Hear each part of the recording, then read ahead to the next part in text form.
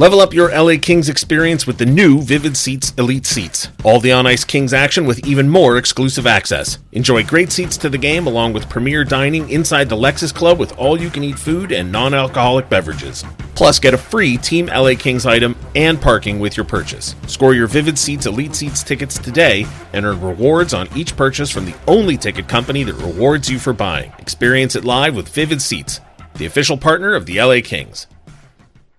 You're listening to an LA Kings podcast. For more episodes of this and every other Kings program, visit lakings.com/podcast. You're listening to All the Kings Men, the official podcast of the LA Kings. Now, here's your host, Jesse Cohen. All right, welcome back, Kings fans. All the Kings Men returns after, if I'm not mistaken, will be a month of absence.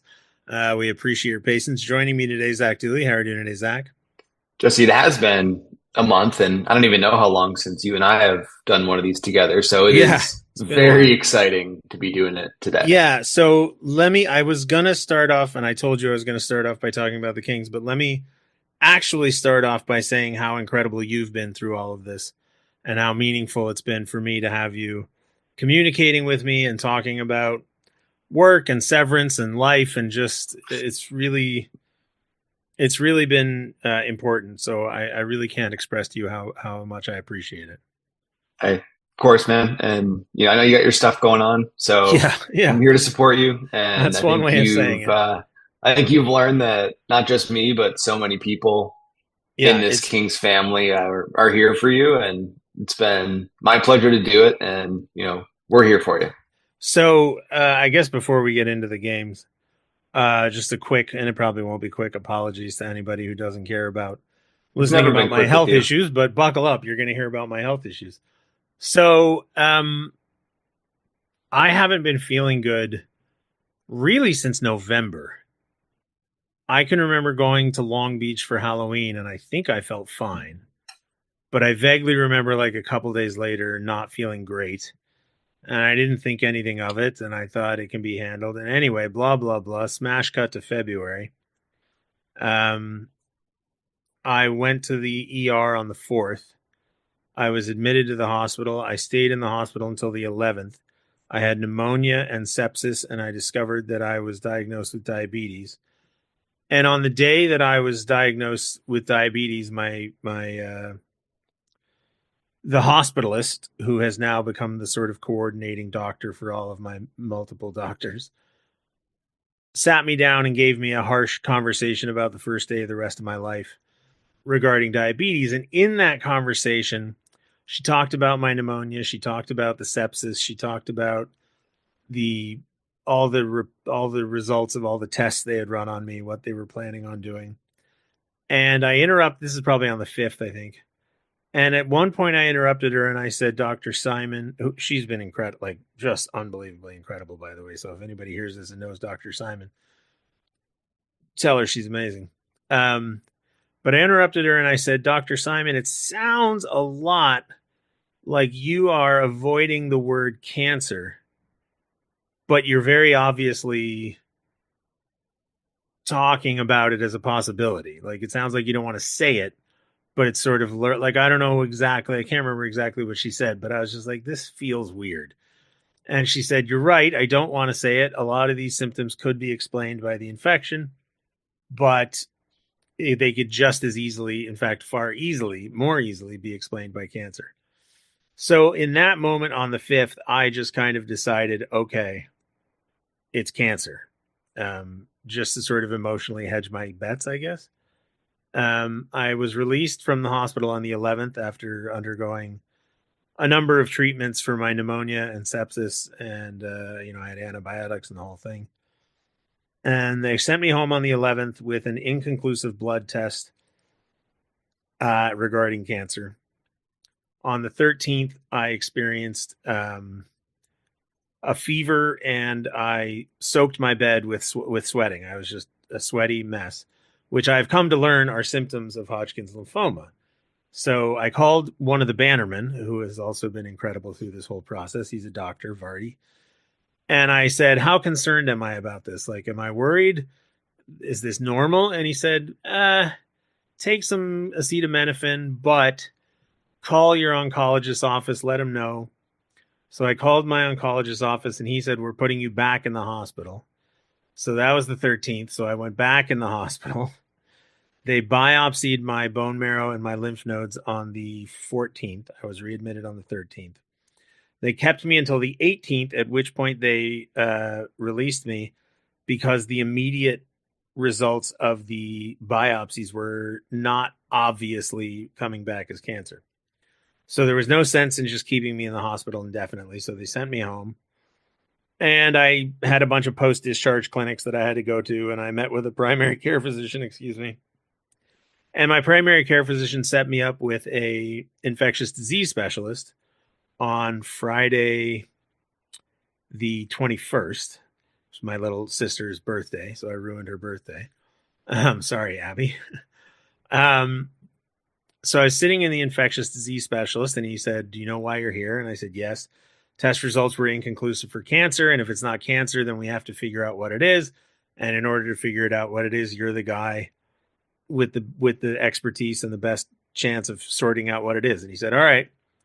And he had a bunch of questions about my medical history and my medications. And honestly, I've been thrown so much information this month that it's overwhelming. And I said, I'm sorry, I don't have the answers to those questions. And he said, all right, well, you're in our portal, you're in our online system. Let me go look and see what it says. And he came back in the room maybe 3 or 4 minutes later. And he said, Mr. Cohen, do you know that you have Hodgkin's lymphoma? And I said, no, that's literally the first time hearing of it, which was sort of a shocking way. This is like 9:30 in the morning on Friday. And he said, yeah, the report's right here. Your oncologist should have contacted you. I'm sorry to have to be the one to break it to you that way. And I was like, well, I mean, you could have broken it a little bit softer, but either way, I then had an emergency meeting with my oncologist. He confirmed the diagnosis. It's stage 4. Now I have to confess, and I've told you this already, Zach. It turns out that with Hodgkin's lymphoma, stage 4 doesn't really matter. I just like saying it because it sounds scary, and I'm a drama queen, and I enjoy it. Makes me laugh when I say it and people freak out, and then I immediately get to say, no, it doesn't matter. So for whatever reason, Hodgkin's lymphoma is like the one form of cancer that the staging doesn't actually have any impact on treatment, length of treatment, or likelihood of treatment to work. The doctor, my oncologist on Friday, said that he'd like to start treatment at the end of the following week, which would have been the end of next week. But he said he'd try to expedite it. He did. And so I begin chemotherapy on Thursday. I will have one treatment every 2 weeks for 6 months, at which point everything I am told by all of my friends, and it turns out I have just an insane amount of friends who work in the medical industry, including an oncologist. So if I could have one piece of advice for young people, make friends with people who are going to law school and medical school, because the amount of phone calls I've made in my life to my lawyer friends and my doctor friends saved me time, money, and a lot of emotional stress. So anyway, I'm assured by all my friends in the medical fields, including my friend who's an oncologist, that if I undergo the treatments for 6 months, this should be a thing of the past. And I have an excellent statistical chance of experiencing what's known as extended remission. So that's what I'm going to do. I'm going to do the treatment, and we start on Thursday, and that's kind of it. I haven't really, everyone says, well, what are your spirits like? How do you feel? Whatever. And it's like, well, it's weird. It's weird saying cancer, right? Like I don't know if scary is the right word, but it is definitely like saying that word just makes it feel worse. Yeah. Right? It's loaded, right? Yeah. And It's like, I have had 1 or 2 moments where, I was standing in the shower and I'm just like, oh my God, like I have cancer. What the hell? But then, everybody assures me that of all the different kinds of cancer, this is the one you'd most want to have, which is also a weird thing because I experience survivor's guilt very easily. So now, 32 Thoughts was very kind to mention me in their preamble, but they also mentioned another podcaster for the Flyers. And I looked up his Twitter account, and he's got a very different kind of cancer. And I was going to reach out to him and be like, hey, cancer buddies. But then I was like, oh, I don't know what his prognosis is. I don't want to be I don't want to be glib about it.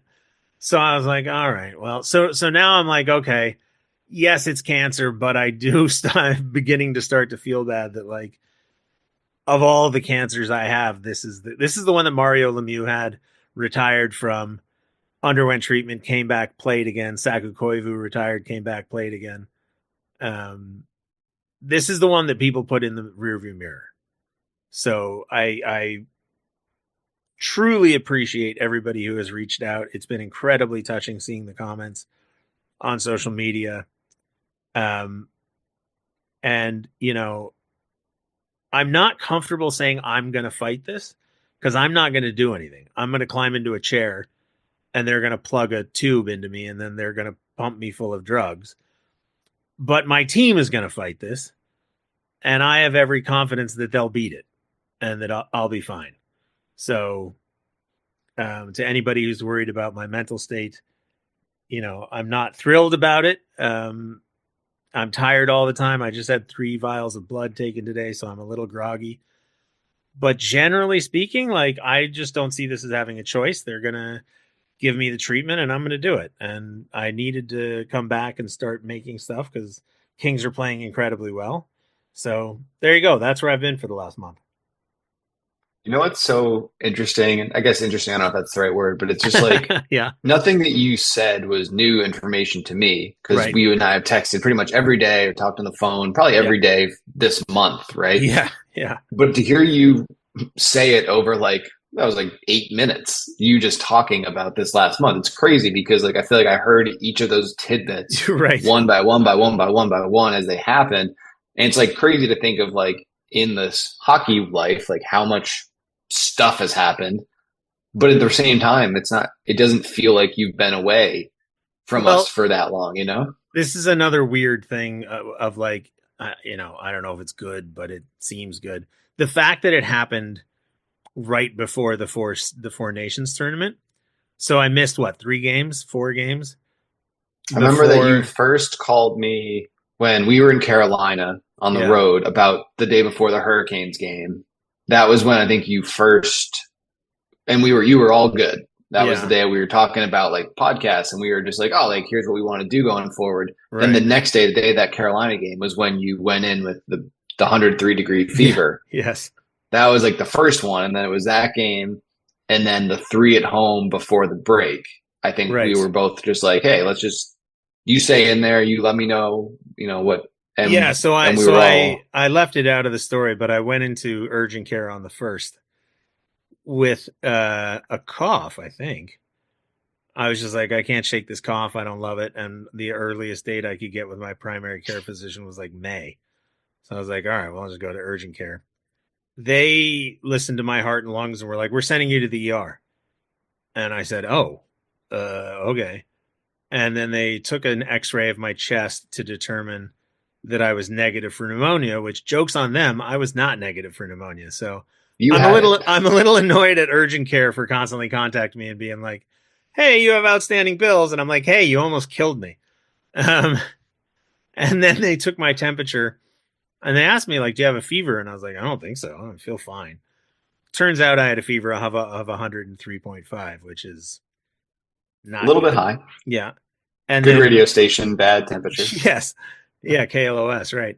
And then on the 4th, the thing that actually brought me to the ER was my temperature was 94.5, which I don't even know if that is a radio station, but it's way too low for a temperature.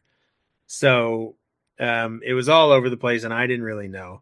But anyway, the point is, it happened during the Four Nations tournament, so I missed 4 games at the start, and I've missed a couple games now at the end. But really, I didn't miss that much because it was the Four Nations tournament. So, you know, I had originally planned to travel, but, you know, instead I got cancer. life gets in the way. People travel to you, right? No, yes, I had some family here, which was great. Yeah, my mom came. My my dad is here right now. He's been great.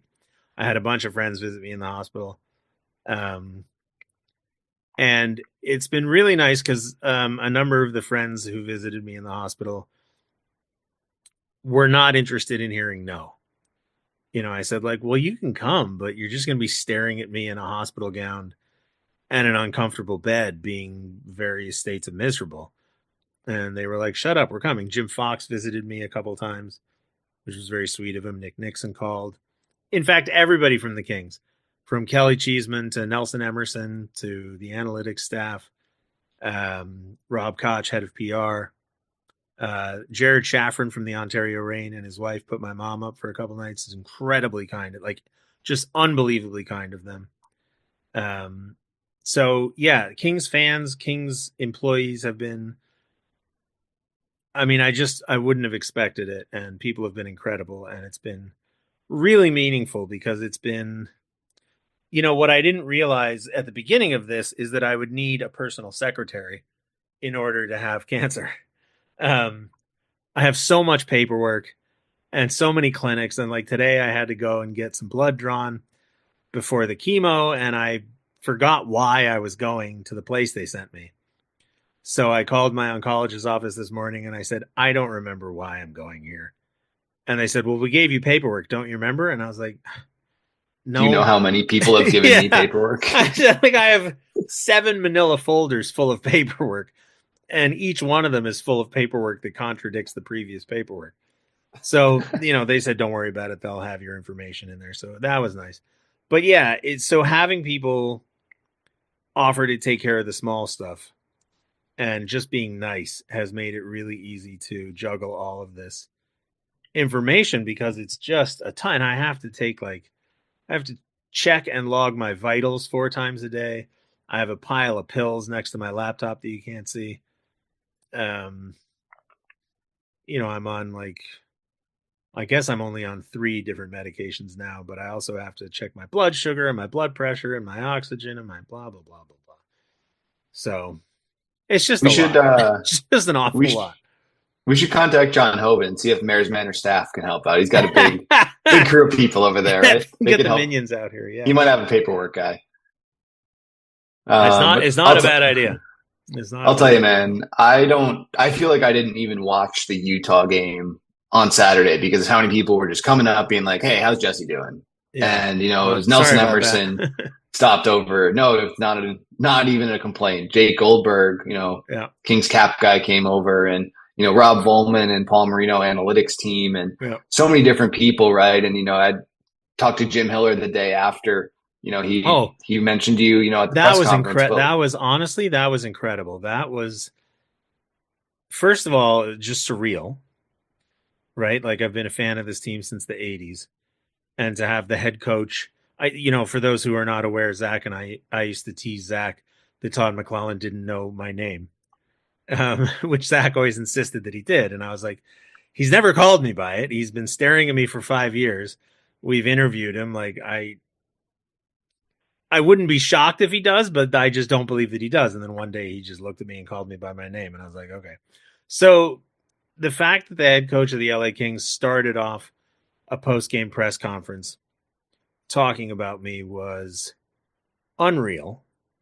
And then it was just incredibly touching what he said and the way he said it, and that everybody clapped. And that was actually the first time that I've cried since the start of this whole thing.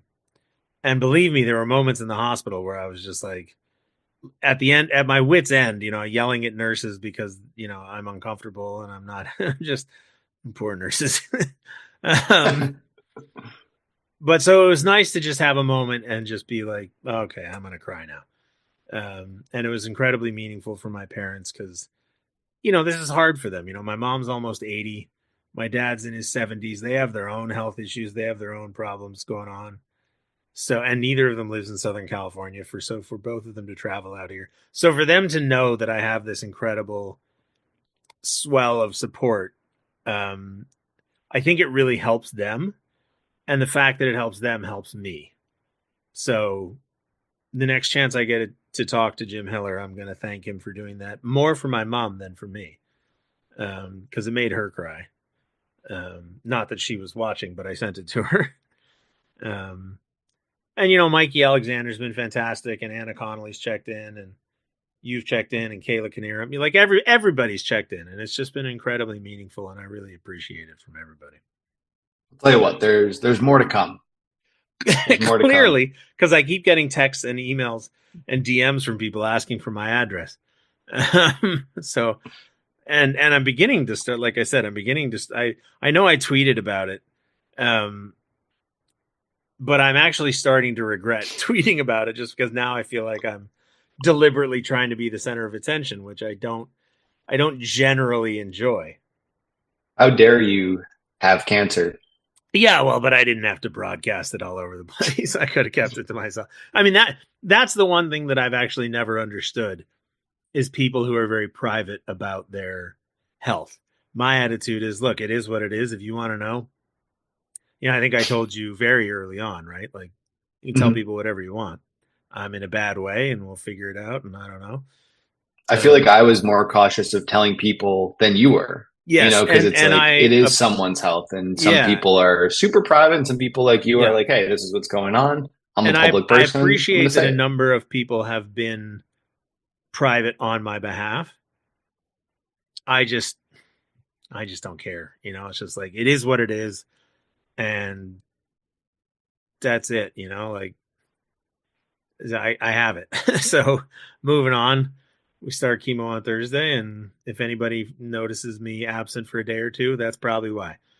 So, one thing I've noticed is that, you know, you've been, I'm going to say unapologetically you about how you've handled it, right? I was talking with Carlin Bate about it at the game the other night. It was just like talking about, you know, she's talked to you a lot. I've talked to you a lot. We're sharing stories, and it just comes up like every other time. It's like, oh, that's so Jesse. Yeah. It's just like exactly how Jesse would approach this like very serious situation, but like as you know. They sent in at one point, I guess it was the second hospitalization.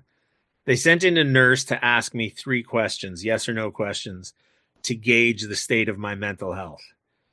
And the second question was, have you lost interest in the things that used to bring you joy, or something like that? And I just snapped at her and I said, I've been in the hospital since the 4th.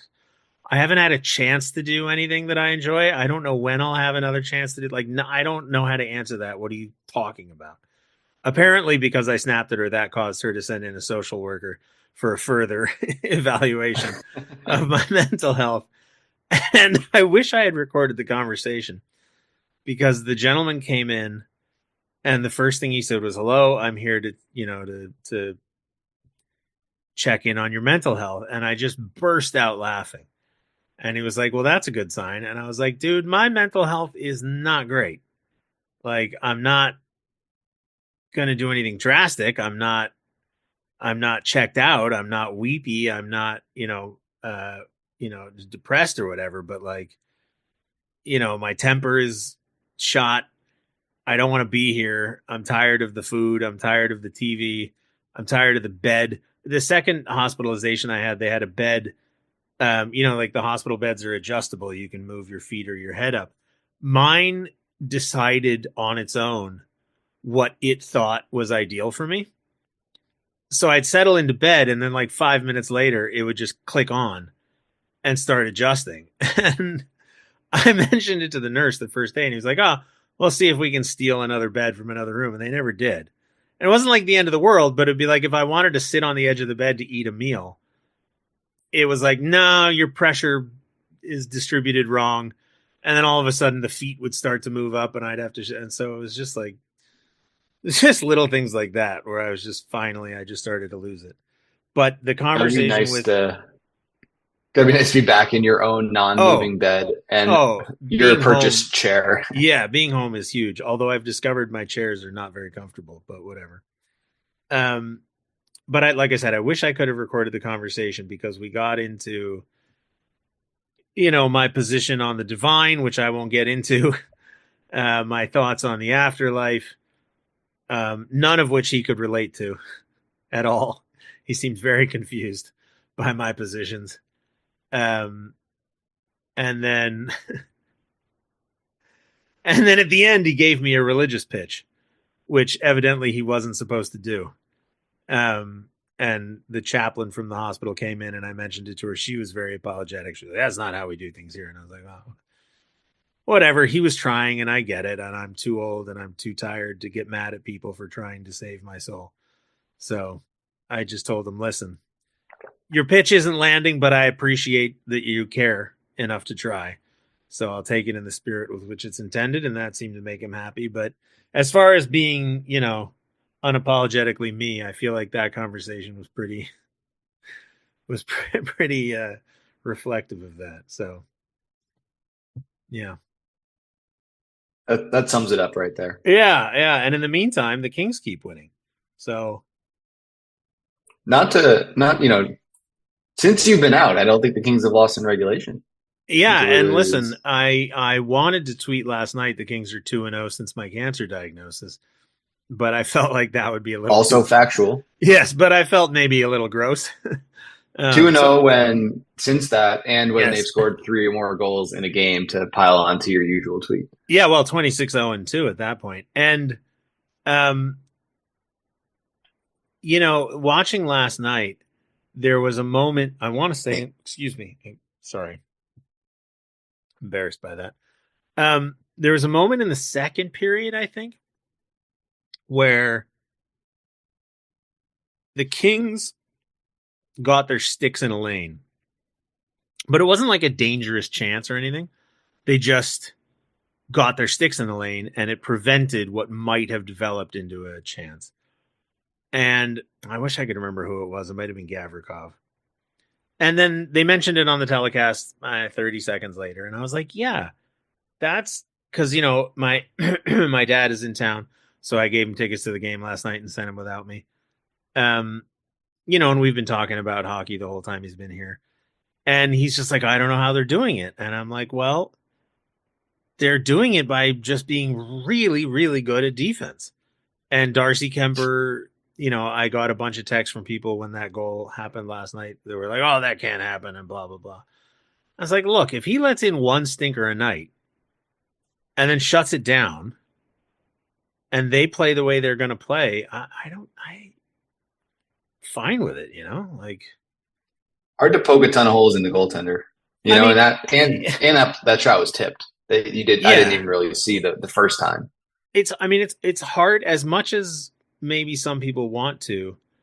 I think it's hard to punch holes in the team at all.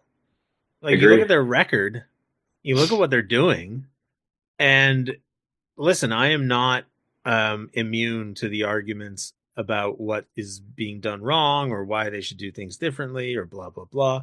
I know a lot of people are agitated about minutes distribution for certain players. So I get it. But at the end of the day, I just like this team's really good. And you look at Quentin Byfield's development and you look at how Warren Fogle has contributed and Joel Edmondson, right? Like playing more than 20 minutes a night. What did he play? 23 last night with Drew. And those two have been so good.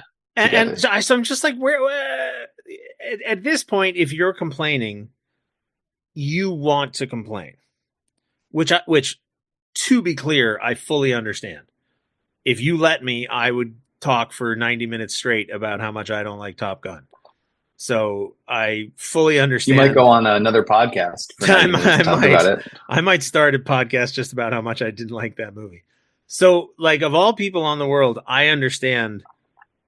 Believe me, I understand the enjoyment that can come from complaining.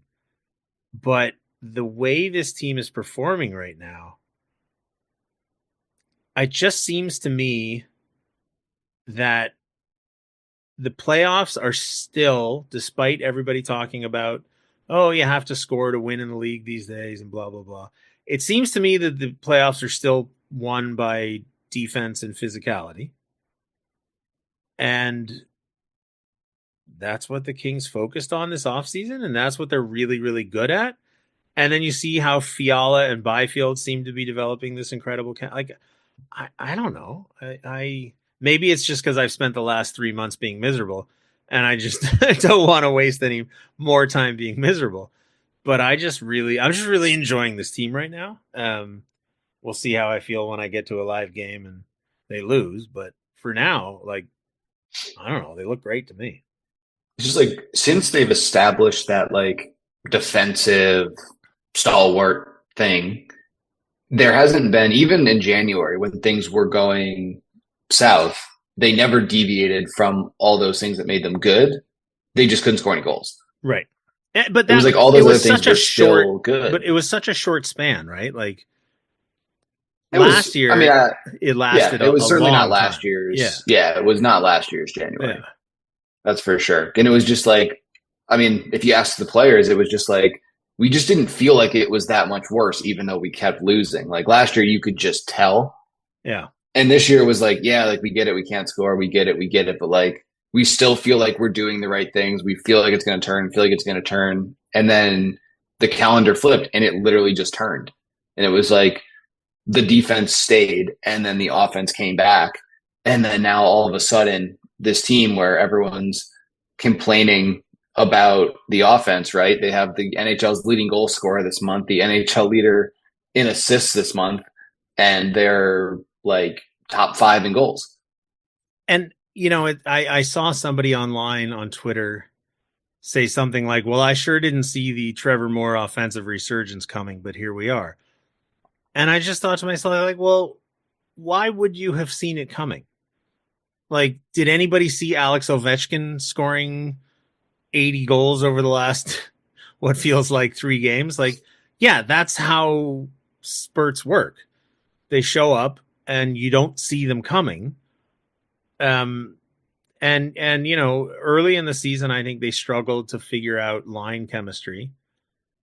And now, you know, I don't know how long they'll keep Kempe, Byfield, and Fiala together. I suspect probably not very long. But Fiala and Byfield appear to be generating chemistry in a way that he struggled to generate chemistry with anybody else earlier this season, right? Last year he had it with Moore and Deneau. And this is what we thought that we would see in October, right? Because remember in preseason, it was like, oh yeah, these two. Yeah, it was the BFF line, right? It was Byfield, Fiala, Fogle, right? And didn't work. They got away from it, and then all of a sudden, I don't know, was it distance makes the heart grow fonder? Whatever it is, it comes back, and it's like, whoa. Yeah, or I have a weird theory. You know, the knock on Fiala has been recently that he works best with pluggers and grinders. That he's not particularly well suited for other creative players because they're expecting him to do one thing and he's, you know, too creative, and so you need whatever, blah, blah, blah. I think that all of that time on Kopitar's left wing, one of the effects on Byfield's game is that it has made, he's obviously still incredibly talented, right? Like that pass he made to Fogle was not a third line grinder play, but he does have that commitment to whatever you want to call it, defense, style of play. What, you know what I mean? Like he is not a freewheeling creative guy, but he is supremely talented. What, he had 4 assists last night. And I just think, okay, well, if the end result of that is that Fiala works with Byfield because Byfield learned the lessons and, you know, adapted his game to play the way they want him to play him, and the end result is, how many points do the two of them have combined over the last 5 or 6 games? Like, it's preposterous. I think this month they're 19 combined. Like, I mean, Kevin's got 9 and Quinton has 10. Right. So if that's the end result, like, I'll take it. Totally. And yeah, it's just like, because early in the year, it was just like, why isn't Byfield scoring? Why isn't he scoring? Why isn't he scoring? Yeah. And the coaches maintained, like, privately and publicly, like, he isn't scoring, that has to change, but he's doing all this other stuff really good, right? Like, he's defensively sound, he back checks well, he's a matchup center now, like, he's doing all these other things. And you're right, like, I think that's perfectly put. Like, he does all the things that people say should click with Kevin. Yeah. But he's also 6'5". Right. He skates like the wind. And he is like a really effective player in transition. And clearly, as we saw last night, he can make plays in tight spaces in the O-zone too. So it's like, you put those guys together, and then if it's LaFerriere as the third piece, who could play with any 2 dudes in the world, and Kempe in that place, who I also think could play with any two dudes in the world. Like, yep. It's kind of been magical, like to see the way that those guys have clicked, where I know it's been hard on Kevin to not have that home. And if Quentin learning throughout the first 3-4 months this year is his center, well, now you've got two of your longest contracted forwards who are clear top 6 guys who could click together. Like the Kings have not had that yet, right, for Kevin, and that's so exciting. And it's an immediate benefit and a long-term benefit, because listen, Anze Kopitar may not be 24 anymore, but he's still Anze Kopitar, and his career is still winding down. Kevin Fiala is signed to 3 or 4 more years, whatever it is, and Byfield is 5 years after this or whatever. Mm-hmm. They're gonna need as best a replacement for Kopitar on the top line as they can, and Fiala is gonna be one of the highest. Well, I don't know, because the cap's going up, so who knows what Kempe is gonna get. But Fiala is gonna make what he makes, and if you can move forward confident that Byfield and Fiala have chemistry and work as a pair, it's just such a load off going into training camp at the start of every year, right? Like, there are some teams, like, and the Kings have been one of them, right? Like, who's your number one center? Anze Kopitar. Pittsburgh Penguins, who's your number one center? Sidney Crosby. Boston for years, who's your number one center? I'm blanking on his name. Bergevin. Patrice Bergeron. Yeah, or Bergeron. Sorry, not Bergevin. So it's just like it's just so much extra work taken care of, and you don't have to worry about it. And listen, Quentin Byfield was drafted 2nd overall. You expect him at some point to have that kind of position on your team. So, yeah, it, like I said, an immediate problem and a long-term problem, because Kopitar won't play forever. Yeah, I mean, it's just cool, like to see things that we all thought, like, okay, could this work? Could this be what you talked about, like a good thing right now, but also a long-term fit? And to see it developing in that way as the Kings are racking up wins, they're banking points, and these guys are at the forefront of it, like, that's cool. Yeah. And that's something I just don't think we've seen over the last few years. And I want to talk about Drew Doughty's first game back after the Four Nations, because I said this to Jim, but I wasn't sure that he agreed with me. And I don't know if this was just my attitude and other people weren't sure. As soon as Drew Doughty scored his first goal, before that day during, building up to the game, I was just thinking to myself, and I was like, Drew Doughty's scoring a goal tonight. It's just like, there's no chance he's not. Like, he's been at this tournament. Canada won. He's riding high. Like, there's just zero chance he doesn't score a goal tonight. And then what did he finish with? A goal and 2 assists. And I was just like, him being a dominant impact on that game, of all the things that have happened to me this month, that was the most predictable. But I don't know if other people saw it the way I did.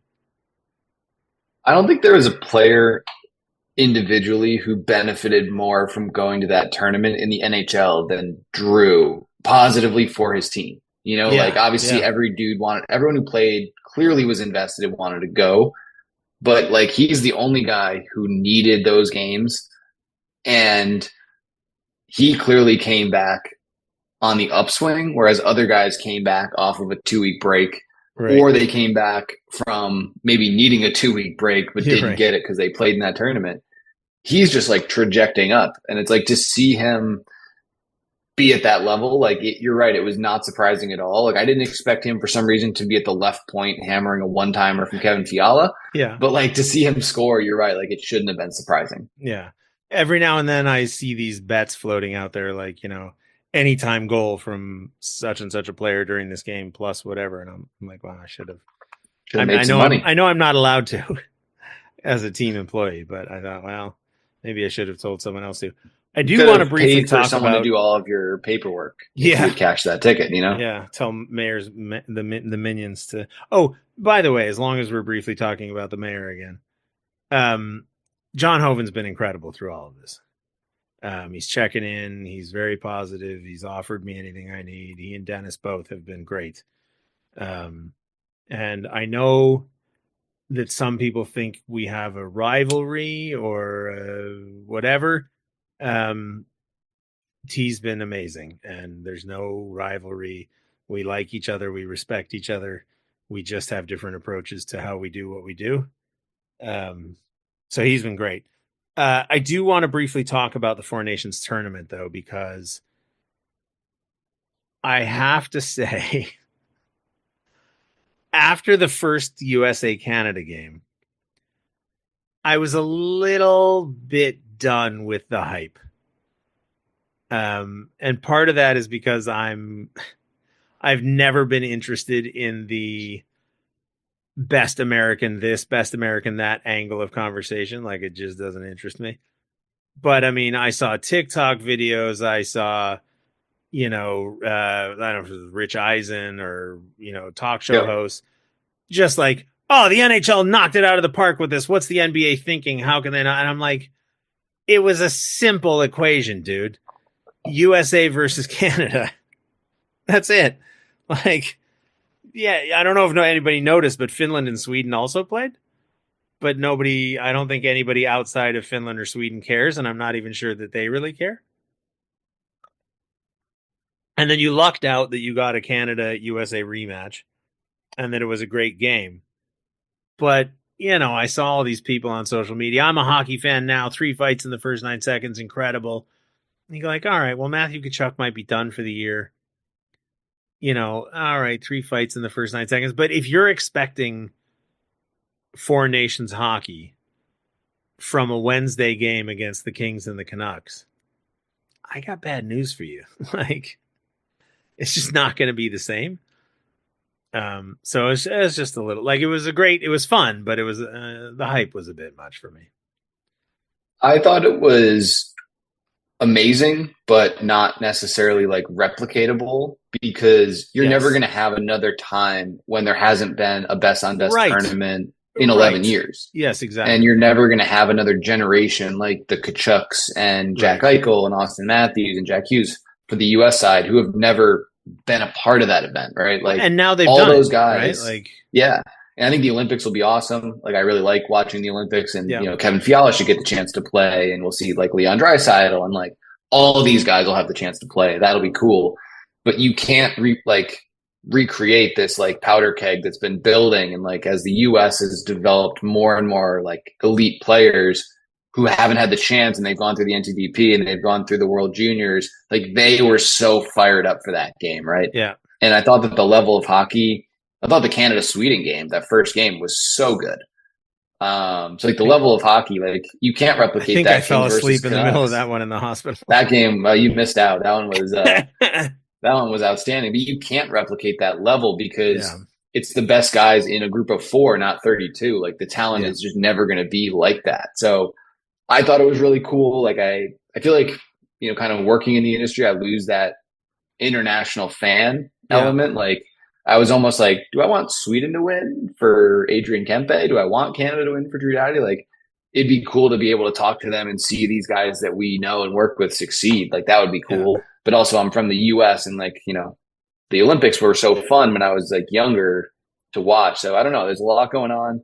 I just thought it was really good hockey. And that was what was cool to me, was like that championship game was just like, these are all elite players. The guys on the fourth line are first liners for their teams. And it was just good hockey. I think you put it perfectly, though. It's not replicatable. And the things about it that worked were not a brilliant marketing ploy. They were just coincidence. Like you said, it's been 11 years. Mm-hmm. The Tkachuks have never played together on the same team. Well, now they have. I don't know that Connor McDavid and Crosby have ever played on Team Canada together. Well, now they have. Like there's all these things that hadn't happened before, but now it has. And so, yes, the Olympics are the Olympics. They carry with it a totally different level of pageantry and importance and all that. But, once you've done something, you've done it. And I don't know, like if they do this again, and when is the next one going to be? 2 years from now? So there's the Olympics in 26, the World Cup in 28. The $1 million question will be, what do you do in 27? Do you throw this back in between, or do you take a year off and go every other for international? And I guess they don't know, right? Like, well, and at what point, I get it. You can't ice a team with Draisaitl, Stützle, and 28 guys named, Rolf. But at some point, right, you're looking at this tournament and it's like, okay, well, no Draisaitl, no Stützle, no Fiala, no Pasternak. I'm sure I'm leaving a bunch of names. Kucherov. Yeah. Oh, the Russians. Oh my God. A roster full. No Ovechkin, no Kucherov, no Panarin, no Bobrovsky, like Shesterkin. And at some point it's like, all right, well, I guess we can roll out USA, Canada, Finland, or Sweden again. But there was also the element of like, I don't want to say luck, but what if the final had been Finland, Canada? Do you get 10 million people and a bunch, and a bunch of ESPN talking heads raving about what an incredible event it was, or is it just like, who the heck? I think you still get the caliber. Like, I still think that the level of play would have been just as good. Sure. But I don't think you get a record-setting final broadcast, right? Yeah. Like 16 million viewers. Yeah. Not as much. If the US isn't in that final, right, the ESPN number goes from 10 million to 1. The Canada number, I don't think changes. I think that's probably the same. And I guess you probably get better ratings in Finland, but but what if it had been Finland and Sweden? Like, I think that it would have been be the most watched thing in Scandinavia, that's for sure. But sure, does anybody in North America care? Like, it was obviously a North American product, and it worked out that they got USA and Canada. And it was well produced and it was well put on, and the jerseys were clean and the telecasts were fun to watch. But like I said, the hype was. Now, having said all that, a lot of this is because I've just had the most miserable month of my life, and I was just like, all right, calm down, everybody. But that's it. Anyway, I think we're gonna wrap it up because I'm starting to the blood loss is starting to affect me. Let's get you some rest. Yeah. Some fluids. Get a Gatorade in you. Thank you for joining me, Zach. Thank you. And again, the entire Kings family, but you in particular, have been really reassuring, and it's been really nice to feel normal talking about Severance and just goofy stuff. So I can't express how important it's been, and I appreciate it. Of course. And unfortunately, we're on the road for the next Severance, so we'll have to kick that one down the road. Listen, the show's getting crazy. They had that one episode that was like crazy, but I feel like the 2 episodes after it, while not as dramatic, just as crazy. Like some crazy, wild stuff going on in that show. So if you're not watching, go binge, catch up. We had a crazy episode where we got a massive resolution. And then the last 2 episodes, I feel like we've just been texting each other like 20 different questions of I need to know this. And we don't know it. No. And it's fun. I mean, like I said, I'm convinced that it will all end badly, but I'm along for the ride. So anyway, thanks to everybody who's reached out. I genuinely, truly appreciate it. Thanks for everybody who's listened. If you were bored silly by me talking about my health problems, I apologize. I'll try and keep it to a minimum moving forward. And thanks for listening, Kings fans. We'll talk to you soon.